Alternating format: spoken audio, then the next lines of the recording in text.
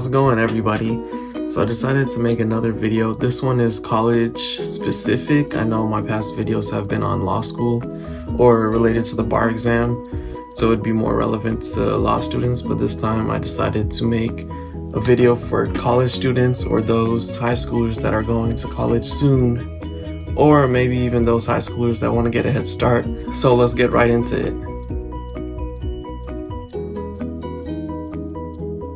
So the first thing I wish I had known before I started college is to take notes. This seems very obvious for high schoolers and maybe even college students, but it wasn't that obvious to me personally.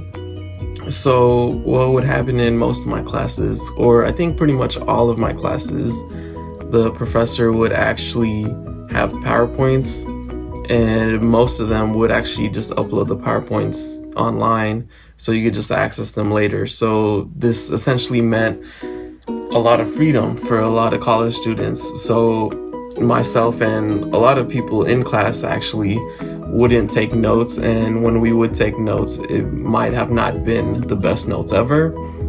So what I wish I had known back then was to take good notes, even though there was a PowerPoint online. The PowerPoints obviously are more of an outline. A lot of professors actually made it less skeletal, if you will. So there was actually like meat to the actual slides. So it wasn't just like a skeleton where it's just like one bullet point, another bullet point, another bullet point. It was actually a lot of material within the PowerPoints. So that was probably one of the main reasons I decided not to take notes or take notes that weren't that great, because I could always rely on this like great PowerPoint that was made by the professors, and I thought it was good enough to easily get by, easily get A's. And that's not what the case was a lot of times. I didn't do horrible whatsoever. That's, I'm just pointing that out. Like, I actually did do good, but there's always room for improvement. No matter how well anyone did, even if you got an A-, you could have still got an A, and that would have boosted your GPA by a decent amount.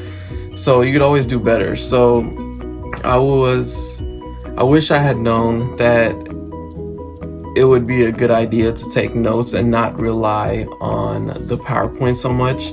So this might not be relevant to everybody, especially if your PowerPoints aren't uploaded, which was the case sometimes. So there were classes where I would have to take all the notes myself, or there were cases where there was no PowerPoint at all, and I would just have to write the notes myself. So the second thing I wish I had known before I went to college was to read. This is another very obvious point. Most of you guys would know to read the material that a professor assigns, but unlike high school, or maybe somewhat similar to high school, the professors don't necessarily point anybody out. At least in my case, this was the circumstances. Even in smaller classes, the professor would not point anybody out and ask them what the reading was about or anything like that. So it would actually discourage people from reading. Just because you knew you weren't going to get called on, you probably were less likely to read, and you could always could rely on the PowerPoints, which would have the main points from the reading already on there. So by the end of my third year of college, I realized that maybe, it's probably very late for me to realize something like that. Generally speaking, you would realize something way sooner. And I guess along the ride, like, it wasn't that big of a deal to me. But looking back now, or like by the third year when I was looking back to the previous years, I realized that I probably should have read. I wouldn't say it's like a guaranteed A in any class specifically, but it's definitely putting you in the running for like an A in every class if you do read. The reading itself is covered in the classes and in the PowerPoints, but you only get the main points. Usually class discussions might flesh out more of the reading, but even then it won't flesh out everything you could have read. So when it comes to tests, and a lot of these tests, at least from my situation, were short answers or like essays, it's a perfect time to shine because you'll essentially outcompete everybody else's answers if you actually did read, because you'll know a lot more than everyone else that just relied on the main points in the PowerPoint, or maybe students who weren't even listening during class, or maybe were listening so they got the flushed out version of the readings, but even then it's still not as much information as they could have retained from the reading itself. So you could easily outcompete other students by actually doing the reading. I know this is tedious because you could easily get away with not reading, but I would highly recommend doing the readings. It doesn't mean you literally have to sit there for hours. It doesn't mean that you have to stare at the page for endless minutes. Just do enough to have an understanding, or a deeper understanding than the PowerPoints and class discussions actually portray. So this could even mean just skimming through the reading, as long as you're like picking up the knowledge and bits and pieces and like stuff like that. It would probably be good enough. You don't have to literally sit there and annotate each page and like type up notes based on the readings, and like you go to like extreme lengths just to understand the material, because that is probably going to waste time, and I'm sure even the professor wouldn't want you to waste that much time on these readings. So the third thing I wish I had known before starting college. So this is a bit of a complicated situation, but essentially college is harder than high school, depending on where you go. I know there are places out there that almost seem like a more advanced version of high school, and high school is essentially like a watered down version of like these colleges or whatever the case might be. But generally speaking, college is harder than high school. But a very important point to make is that it probably is not as crazy as teachers make it seem in high school. I know in high school, especially with AP classes, they're like 11th, 12th grade. Once you're getting closer to college, teachers are making it seem like college is like this huge beast, and professors won't care about you. They won't care about like what you do with your life, and they won't care about your family. They won't care about any situation you have, any hardships. It'll just be essentially a black and white situation where all they care about at the end of the day is whether you do your work, and they'll just hand you a grade, and there's like nothing in between, and it's like this emotionless connection between you and your professor, and they just like, you're just a random face in the crowd, and they literally could not care about you any less than they do. So it's definitely not anywhere near that extent. Most professors, I'm pretty sure all professors, have office hours where you could reach out to them. You could go personally visit them. Maybe you could make a phone call during their office hours and talk to them, or you could email them. A lot of professors will let you know ahead of time whether emailing them is a good idea, whether they're going to be responsive or not. So stuff of that nature. It's not as crazy. I know teachers in my situation were telling us that we would just get a syllabus on day one of college, and then after that the professor would essentially never mention any of the assignments that are due. When the due date would come, you just hand it to them and that'll be it. They won't really badger you about things, like it's your own responsibility. So there is some truth to that. They won't badger you about stuff, and at the end of the day, everything is your own responsibility. They aren't gonna like necessarily check on you to make sure you're doing what you're supposed to be doing and so forth. But it's not as crazy as teachers in high school made it appear. So generally speaking, professors will mention if there's like an essay due or assignment due like several days before, maybe a week in advance if it's a bigger project or an essay. So they do make sure that you know about things that are already clearly stated in your syllabus. It's not like they just hand you a syllabus and then after that it's kind of like figure out for yourself. It's not necessarily like that. They won't care for you as much as a high school teacher might have. since there probably will be more students, especially when we're talking about big classes. Maybe in smaller classes they might care for every single individual, since they will get to know you guys better than students in a big class.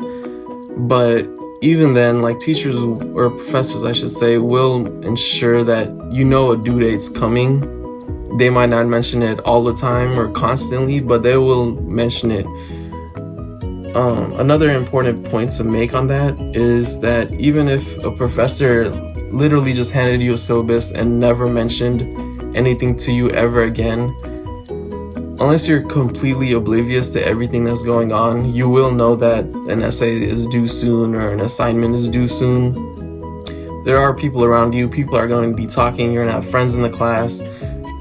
It's not going to be that crazy to figure out that assignment is due unless you really never show up to class. Maybe you never even read the syllabus or something that crazy, but I don't think anybody really goes to that far of an extent. So everyone should know when an assignment is due. True that professors might not make sure that you understand everything is going on in class or making sure that you're keeping up with deadlines. All that is your responsibility, but it is not as crazy as teachers in high school make it seem.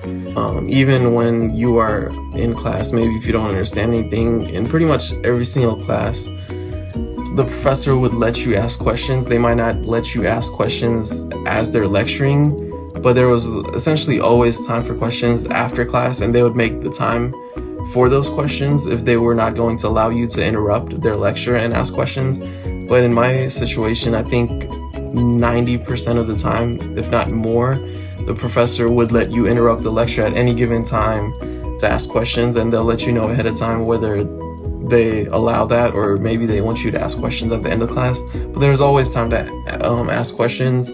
Like I said, email was always a thing. Teacher, or not teacher, but like professor, office hours was a thing.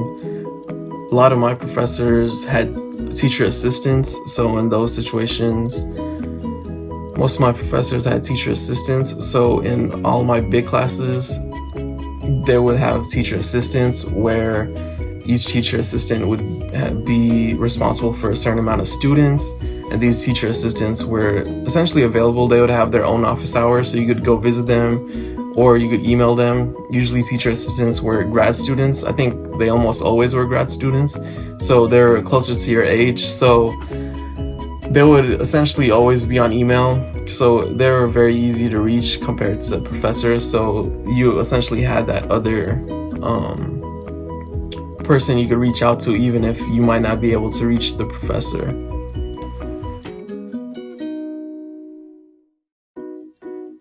So the next big thing I wanted to mention is also an obvious point to make, but I think it's something that does not get discussed very often. And the reason for that is because professors don't really point it out. So in my situation, a lot of my classes were bigger, at least 100 students or so. And some of these 100 students or so were like jammed into regular high school room-sized classroom.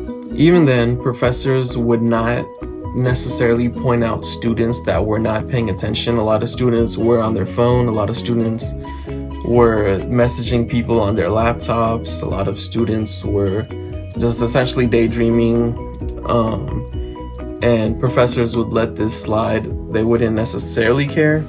And I think an important point to make is just because they don't appear to care and just because they don't bring it up or point you out in front of the class or call you out or any of those things, which would be natural in a high school setting, it does not mean that you should do whatever you want. It kind of goes back to the idea of like taking notes. Just because you could get by relying on PowerPoints and not reading and all those things, it doesn't mean that you should actually do those things. So this is another point that touches base in a similar concept. So just because a professor lets you get away with these things doesn't mean you should. A professor is essentially always paying attention. This might not be true in like huge lecture halls because they can't necessarily look at every single student individually, But even then, you should always be responsible and try to pay attention. It doesn't mean you have to pay attention throughout the entire time. Maybe your attention span is short. Maybe the lecture is boring. In that case, if it is boring, maybe you could bring a snack, so at least you have something entertaining going on while you're like munching down on food, and you could just watch the lecture almost as if it's like a TV show and like take notes. So you want to pay attention. The professor in smaller settings, they do notice you. They might not say anything, but they do notice that you're not paying attention, and deep down I'm sure it probably bothers them, even if they don't say anything. And if the professors are actually grading you, and this is a small setting, they will likely know your name and all of that. So it might actually hurt you in terms of your grade if you're on your phone or not paying attention, and they realize that, even though they might not call you out during class. Another thing I wish I had known before going to college. So we used to have speakers come to our high school and talk to us about college. I think it was called like College Day or something like that. And they would come visit us. They would essentially explain their experiences in college to see, or to tell us what it was like. And one common theme that seemed to appear every single year was hunger. It seemed like every student that was in college was like on the verge of dying of starvation. They were like chowing down on ramen noodles because that's all they could afford, or that's all that was available to them.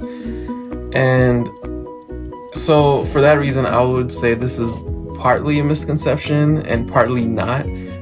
I myself did not see anybody that was just eating ramen noodles constantly. Like, I myself had ramen noodles like once in a while.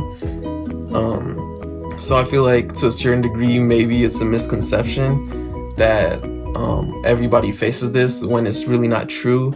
In my situation, at least my college, from what I recall, they were requiring individuals that were like living in the dorms to have a meal plan at the commons to eat, dining commons.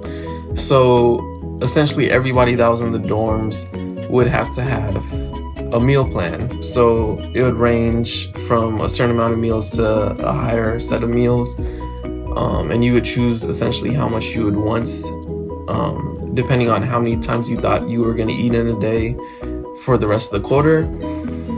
So for that reason, a lot of people were not starving. A lot of people were rarely eating ramen noodles. We would go to the dining commons. There was plenty of food for everybody. It was essentially a buffet, so you got to eat as much as you want, and it was prepaid with your living expenses in the dorms. So most people were not actually starving, and I rarely, if ever, saw anybody eat ramen noodles. So I think that's a huge misconception, at least to a certain degree. That's why I said it's partly a misconception and it's partly not, because maybe other colleges do it differently, and maybe other colleges, everyone eats ramen noodles. So another point I wanted to make is similar to the points I made earlier, or at least it's in the same theme. So generally speaking, especially for big classes, if you go to a big school, you'll generally have big classes for many of your lectures. Attendance is not taken, so it is very important that you do go to class. Obviously, nobody's keeping track. Maybe in high school, your teachers made it seem like if you don't go to class, it will be like a do or die type of situation, kind of like how it is in high school. Your parents get called, all that good stuff. None of that obviously happens in college. You're responsible for your own well-being. You could definitely get by without going to classes, at least a lot of them. A lot of people don't go to class. They might show up here and there. Some people, show up once in a while. Some people just show on the first day to get the syllabus, get a gist of what the class is going to be like, to decide whether they're gonna keep the class or drop it. And then they never show up again until midterms or finals, if there is no midterms. So generally speaking, they don't show up. So I recommend that you should go to class, retain the information, and you'll definitely do better. Obviously, I'm not gonna lie and say that it's absolutely necessary to go to every single class to do well. You don't have to go to every single class to do well, but I think that's a goal that you should personally set for yourself. If you do want to do really well, that you should go to all your classes and not miss anything. And if you do happen to miss anything, make sure you have a friend in the class that's actually taking good notes for you. So you definitely want to be careful of who you ask notes from. You don't want to just have him from just about anybody. You want to have somebody that's actually reliable, that you know was paying attention. Next thing I wanted to point out is balance. It's very important to have balance in your life. So if you're going to college just to party, get drunk, or whatever the case might be, remember that at the end of the day, you do need your degree. You do not want to get kicked out sooner than later. That's going to be a hard pill to swallow, and something definitely hard for your parents to accept. So remember to keep balance. And for those of you that are going to college to get your degree, and that's your goal and that's your entire mindset, remember to also keep balance. That doesn't mean you have to go out every night or even once a week or whatever to parties or anything like that, but definitely do something outside of school. Maybe you like reading, do that. Maybe you like playing video games, do that. Even if you enjoy music, just sit back and relax sometimes. Don't always be trying to go too far and go beyond your limits. You do not want to burn out. College does last a long time, even though it does go by fast. So remember to keep balance. So the last thing I wanted to mention to you guys, it's hardships. It almost speaks for itself, but you might be questioning what I mean exactly. So college, as you've seen it in movies and TV shows, maybe, you've watched on YouTube or what have you, maybe you read books about it. It's not always going to be perfect. I know it's always shown to you in a way that it seems perfect. So maybe you have friends that are in college or family members that are in college. Maybe all of them have already graduated from college and they tell you stories about how great it was. You have to remember to take it with a grain of salt. It's highly unlikely that everything will just always be perfect and fall into place. So it's important to take into account that it will not always go your way. It will not always be that you get the highest grades, that your essays are always perfect, your projects are always perfect, your labs go perfectly well.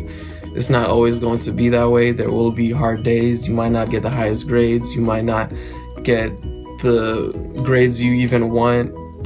Even if you're shooting for maybe a C to pass or whatever, you might not always even get that C. So you have to take into account that everything will not be perfect.